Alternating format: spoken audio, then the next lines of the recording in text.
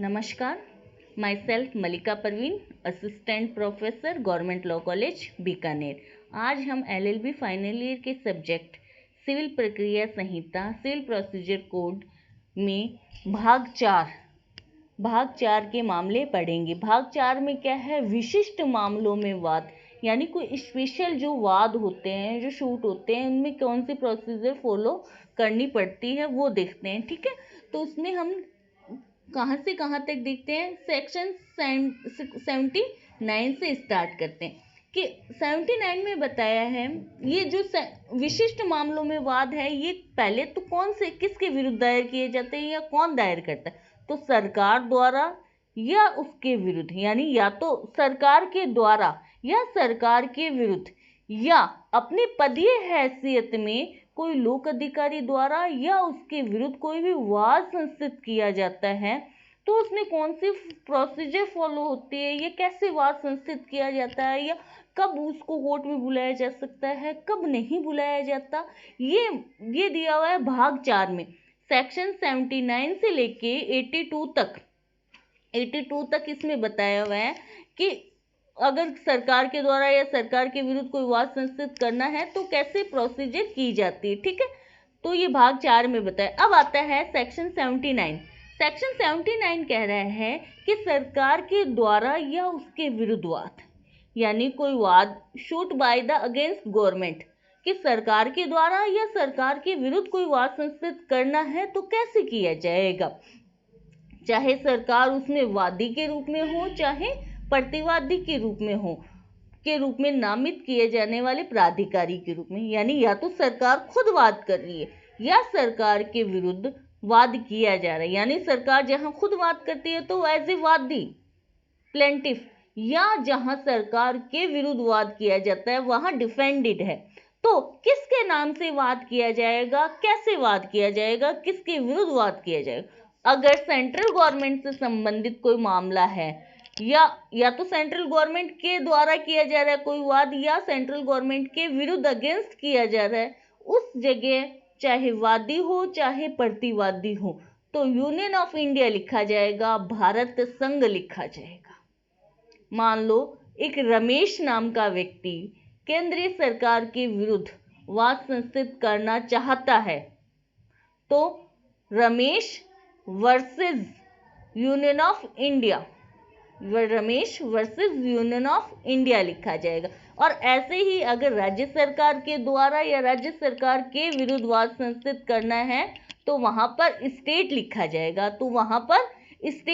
जाएगा, ये प्रावधान सेक्शन 79 के एक प्रोसीजर बताती है जिसके द्वारा सरकार के द्वारा या सरकार के विरुद्ध कोई वाद संस्थित किया जा सकता है, यानी ये प्रक्रिया बता दी इन्होंने, प्रोसीजर बता दी कि अगर केंद्र सरकार के विरुद्ध वाद संस्थित करना है या राज्य सरकार के विरुद्ध या उनके द्वारा कोई वाद संस्थित करना है तो किसका नाम, पार्टी शूट में पार्टी के रूप में किसका नाम लिखा जाएगा। अगर सेंट्रल गवर्नमेंट है तो यूनियन ऑफ इंडिया लिखा जाएगा, अगर स्टेट गवर्नमेंट है तो वहां सिर्फ ओनली स्टेट के नाम से वाद संस्थित किया जाएगा या स्टेट के विरुद्ध वाद संस्थित किया जाएगा। ठीक है, अब ये सेम प्रावधान हम कहाँ पे पढ़ते हैं, इंडियन कॉन्स्टिट्यूशन के आर्टिकल 300 में। आर्टिकल 300 में ये बताया है कि केंद्र सरकार के द्वारा या केंद्र सरकार के विरुद्ध वाद संस्थित करना है, चाहे वादी एज ए वादी के रूप में चाहे प्रतिवादी के रूप में, तो वहां भारत संघ यूनियन ऑफ इंडिया लिखा जाएगा। ऐसे ही अगर राज्य के द्वारा या राज्य के विरुद्ध सेम प्रोविजन दिया हुआ है इंडियन कॉन्स्टिट्यूशन के आर्टिकल 300 में बताया हुआ। एक आता है कि भारत संघ और भारत सरकार का अंतर, कि भारत सरकार के विरुद्ध क्या अपन भारत सरकार लिख सकते हैं, केंद्रीय सरकार के विरुद्ध वाद संस्थित करना है तो क्या भारत सरकार लिख सकते हैं, क्या अपन नहीं लिख सकते। भारत सरकार एक लीगल पर्सन नहीं है, उसकी कोई विधिक अपना कोई लीगल स्टेटस या निगमित निकाय नहीं है। यूनियन ऑफ इंडिया, भारत संघ एक निगमित निकाय है, उसकी एक विधिक कंडीशन है, विधिक स्थिति है। ठीक है, तो वहां पर भारत सरकार नहीं लिखा जाएगा बल्कि भारत संघ लिखा जाएगा, यूनियन ऑफ इंडिया लिखा जाएगा। ठीक है, अब आता है सेक्शन 300 सेक्शन 80। सेक्शन 80 कह रहा है सूचना दिया जाना कि कोई भी विवाद संस्कृत किया जाता है, चाहे भारत सरकार के विरुद्ध किया जाए, केंद्र सरकार के विरुद्ध किया जाए या राज्य सरकार के विरुद्ध किया जाए, या केंद्र सरकार या राज्य सरकार के किसी लोक प्राधिकारी के विरुद्ध किया जाए जिसने अपने पदीय हैसियत में कोई काम किया है, तो केंद्र सरकार, राज्य सरकार या लोक प्राधिकारी के विरुद्ध कोई विवाद तब तक संस्थित नहीं किया जाएगा जब तक कि उसे उसके बारे में सूचना न दे दी गई हो। यानी सूचना देनी जरूरी है कि आपके विरुद्ध ये वाद संस्थित किया जा रहा है। उस सूचना में क्या क्या बातें डाली जाएगी, उस सूचना में 3 बातें डाली जाएगी। कॉज ऑफ एक्शन यानी वाद हेतुक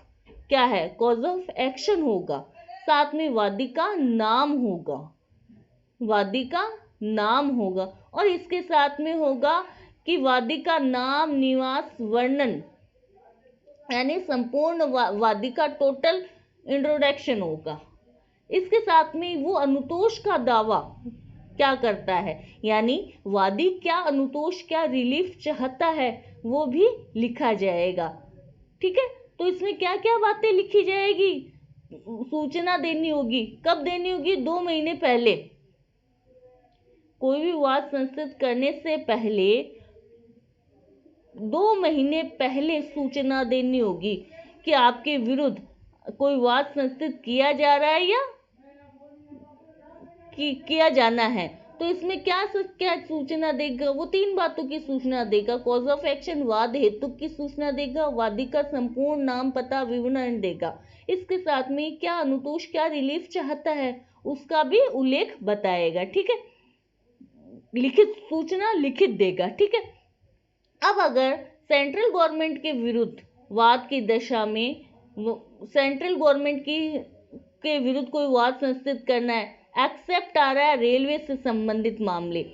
उन सब में केंद्रीय किसको सूचना देगा? सरकार के सचिव को देगा, सेक्रेटरी ऑफ द गवर्नमेंट, सरकार के सचिव को देगा। यानी केंद्रीय सरकार के विरुद्ध कोई वाद संस्थित करना है, एक्सेप्ट रेलवे के अलावा उन सब मामलों में सरकार के सचिव को सूचना देगी। यानी वो लिखित नोटिस किसको दिया जाएगा? सरकार के सचिव को दिया जाएगा। और अगर केंद्रीय सरकार के मामलों में रेलवे से संबंधित कोई वाद है तो वहां रेल के प्रधान ऑफिसर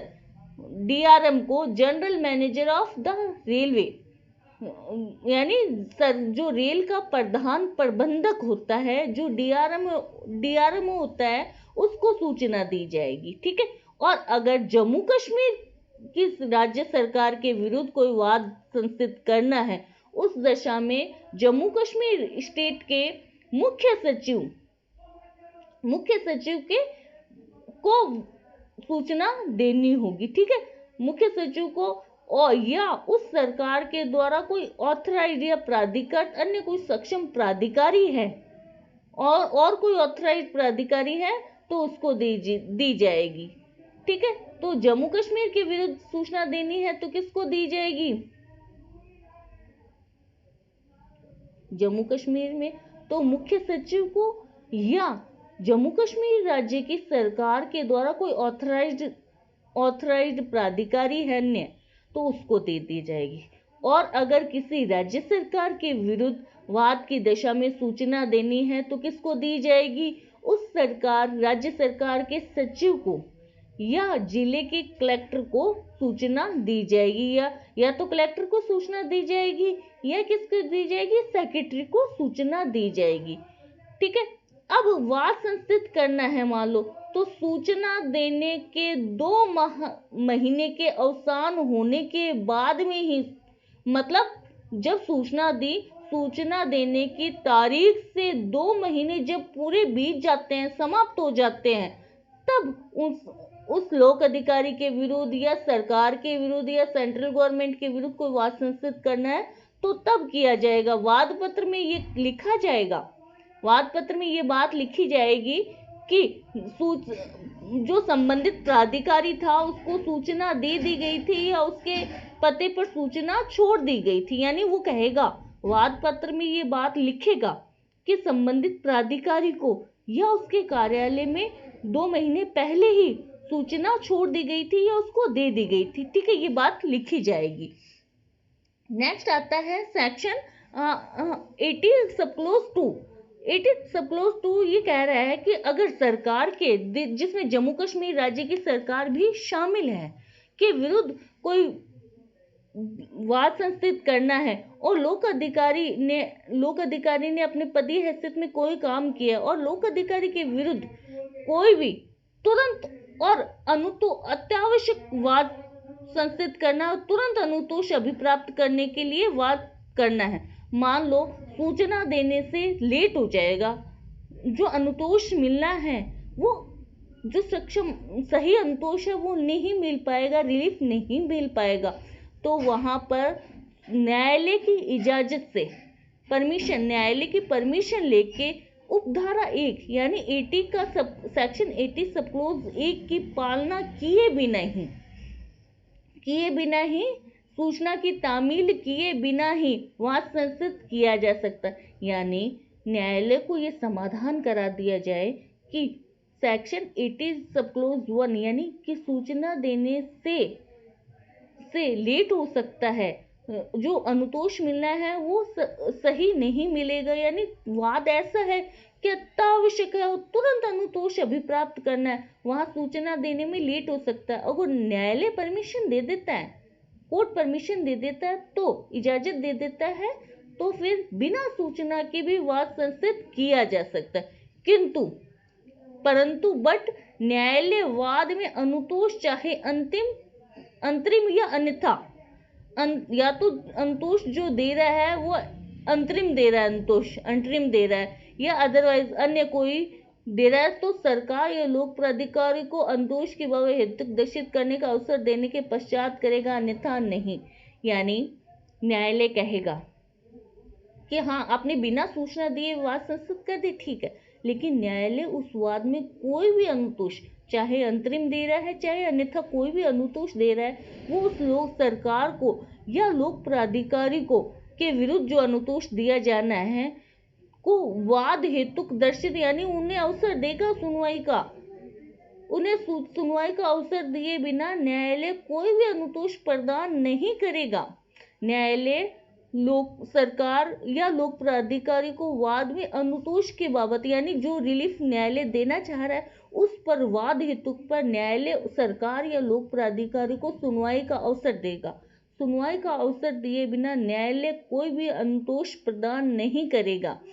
और परंतु न्यायालय को लगता है कि पक्षकारों को सुनने के पश्चात समाधान हो जाता है कि कोई मतलब न्यायालय में पहले तो क्या परमिशन ले ली कि हमें तुरंत कार्रवाई करनी है लोक प्राधिकारी के विरुद्ध या सरकार के विरुद्ध, और न्यायालय ने इजाजत दे दी वाद संस्थित कर दे, लेकिन बाद में न्यायालय ने पक्षकारों को सुना और उसे लगता है कि ऐसे कोई मामला नहीं था जिसमें इमीडिएट रिलीफ चाहिए या तुरंत अनुतोष प्रदान करने की आवश्यकता ही नहीं, तो न्यायालय के वाद पत्र को वापस कर देगा और कहेगा कि पहले उपधारा 1 सेक्शन 80 की सब क्लोज 1 की पालना करके आओ, यानी पहले सूचना दे के आओ, उसके बाद में आप वाद संस्थित कीजिए। ठीक है, ये बताया 80 सब क्लोज 2 में। नेक्स्ट आता है 80 सब क्लोज 3। 80 सब क्लोज 3 ये कह रहा है कि सरकार के विरुद्ध ऐसे कार्य के बाबत जिसके लोक प्राधिकारी को पदीय हैसियत में किया कोई भी वाद इस कारण खारिज नहीं किया जाएगा कि उसमें त्रुटि देने या सूचना देने में कोई त्रुटि या दोष था। यानी सरकार या उसके किसी लोक प्राधिकारी जिसने पदीय हैसियत में कोई काम किया है और उसके विरुद्ध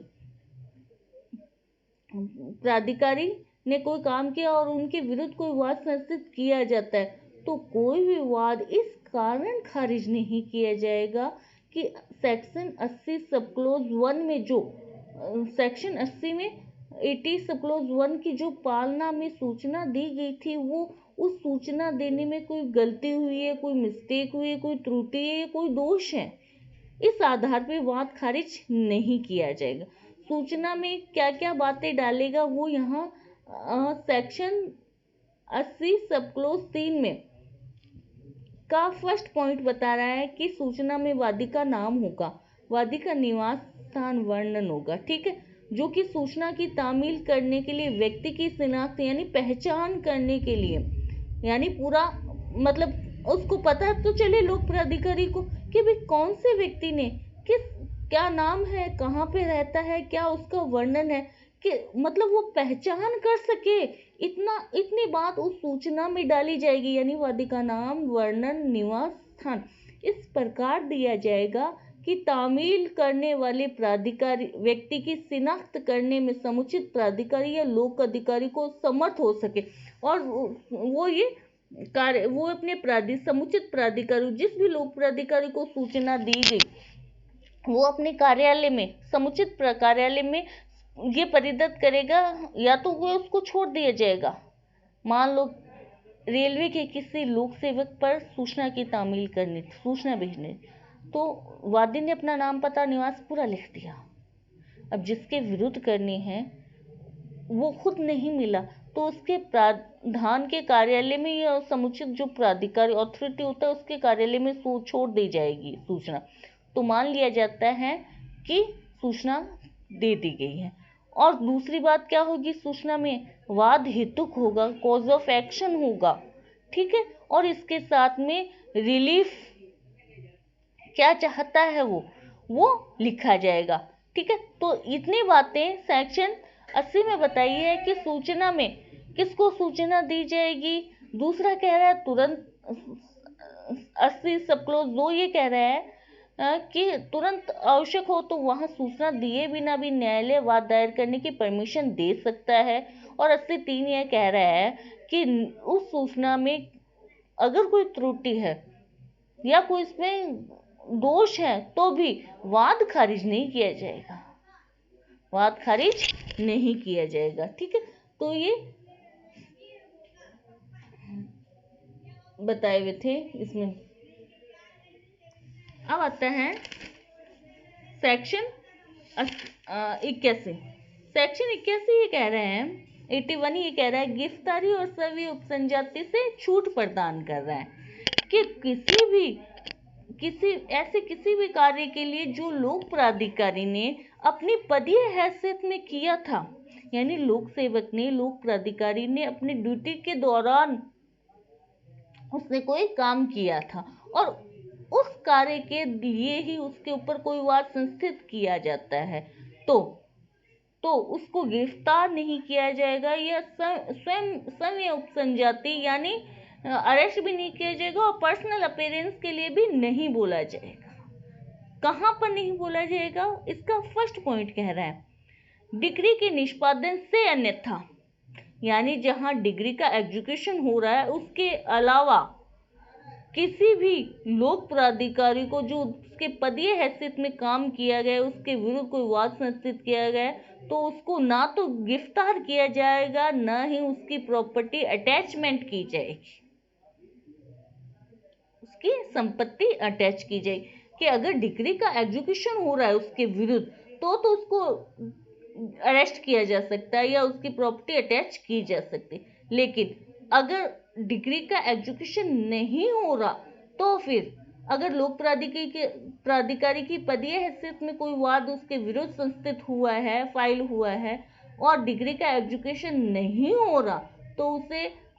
अरेस्ट भी नहीं किया जाएगा, ना ही उसकी प्रॉपर्टी को अटैचमेंट किया जाएगा, उसकी संपत्ति को कुर्क भी नहीं किया जाएगा। सेकंड पॉइंट, सेकंड कह रहा है जहां न्यायालय को समाधान हो जाता है कि लोक प्राधिकारी लोक सेवा का उपकार किए बिना अपने कर्तव्य से अनुपस्थित हो सकता है, वहां उसे सभी उपसंजाति से, मान लो पर्सनल अपीयरेंस से न्यायालय को लगता है कि उसे पर्सनल अपीयरेंस कहने यानी स्वयं उपसंजात होने को कहा जाएगा, तो लोक सेवा का अपकार भी यानी वो अपनी ड्यूटी से विदाउट डिटरमिन हुए बिना नहीं हो सकता, या अपने कर्तव्य मतलब उसकी जो सेवा है उसको हानि होगी। लोग जो कर्तव्य है, ड्यूटी है, उसका उपकार किए बिना अपने कर्तव्य से वो अनुपस्थित नहीं हो सकता, यानी जो उसकी विदा, ये कह रहा है can not absent himself from the duty without determined to the public service, it shall exempt him from appearing to in person. ठीक है, कि अगर उसे लगता है कि ये, न्यायालय को लगता है कि अगर इसको पर्सनल अपेयरेंस कहेंगे तो ये अपनी ड्यूटी को अपकार करेगा या उस अपने कर्तव्य का पालन नहीं कर पाएगा, तो वहां पर न्यायालय क्या करता है, उसे पर्सनल अपेयरेंस से छूट दे देता है कि आपको उपस्थित होने की आवश्यकता नहीं है। नेक्स्ट आता है सेक्शन 82 डिग्री का एग्जीक्यूशन, कि अगर कि कोई डिग्री सरकार के द्वारा या सरकार के विरुद्ध ऐसे कार्य के लिए आती है जो लोक प्राधिकारी ने, या तो कि सरकार के विरुद्ध आई या सरकार के किसी लोक प्राधिकारी के विरुद्ध आई जिसने अपने पदीय हैसियत में कोई कार्य किया और उस कार्य के विरुद्ध के वाद संस्थित हो गया और डिग्री आ गई, तो कोई भी डिग्री अगर भारतीय सरकार के विरुद्ध, राज्य की सरकार के विरुद्ध या लोक प्राधिकारी के विरुद्ध कोई पारित की जाती है, कोई भी डिग्री अगर 82 कह रहे हैं कि अगर कोई डिग्री भारत सरकार, राज्य सरकार या लोक प्राधिकारी के विरुद्ध पारित की जाती है तो उस डिग्री को एग्जीक्यूशन नहीं किया जाएगा, यानी कोई भी डिग्री आ गई उनके विरुद्ध तो उसको डिग्री पारित की जाती है, उपधारा 2 के उपबंधों के अधीन रहते हुए ही उसको निष्पादित किया जाएगा। यानी डायरेक्ट ऐसा नहीं है कि सरकार के विरुद्ध, सेंट्रल गवर्नमेंट के विरुद्ध, स्टेट गवर्नमेंट के विरुद्ध या किसी पब्लिक सर्वेंट के विरुद्ध, ऑफिसर के विरुद्ध कोई डिग्री आ गई तो उसको डायरेक्ट ही उसका एग्जीक्यूशन नहीं किया जाएगा। उस डिग्री का एग्जीक्यूशन उपधारा 2 यानी सब सेक्शन 82 के सबसेक्शन 2 के अंडर रहते हुए उसका निष्पादन एग्जीक्यूशन किया जाएगा। ठीक है, उपधारा 2 क्या कह रही है? उपधारा 2 ये कह रही है कि किसी भी डिग्री, यानी कोई भी डिग्री अगर सरकार, भारत सरकार, राज्य सरकार या लोक प्राधिकारी के विरुद्ध आती है तो उस डिग्री को की आने की तारीख से 3 माह की अवधि तक डिग्री तुष्ट न होने पे ही डिग्री के तुष्ट होने का ऑर्डर निकाला जाएगा। यानी कोई डिग्री आ गई और वो 3 महीने तक उसका एग्जीक्यूशन नहीं हो पाता है, 3 मंथ कम, ठीक है, 3 महीने तक एग्जीक्यूशन नहीं हो पाता तब ही उसके एग्जीक्यूशन का ऑर्डर निकाला जाएगा, अन्यथा नहीं निकाला जाएगा। ठीक है, 3 महीने तक डिग्री आ गई और 3 महीने तक उसको एग्जीक्यूशन नहीं हुआ, डिग्री की तुष्टि नहीं हुई, अनसेटिस्फाइड रहे हैं, तो फिर उस डिग्री को निष्पादन के या तुष्ट करने का ऑर्डर दिया जाएगा, उसका एग्जीक्यूशन करने का ऑर्डर दिया जाएगा। उपधारा 3 ये कह रही है कि उपधारा 1-2 की दिशा में कोई ये जो डिग्री पे जो प्रोविजन लागू हो रहे हैं वो आदेश पर भी, ऑर्डर पर भी और पंचायत पर भी लागू होते हैं, कि जो ऑर्डर और अवार्ड जो भी होते हैं उन सब पे जो डिग्री वाले प्रोविजन है वो अवार्ड और ऑर्डर पर भी लागू होते हैं। फिर आ रहा है ए,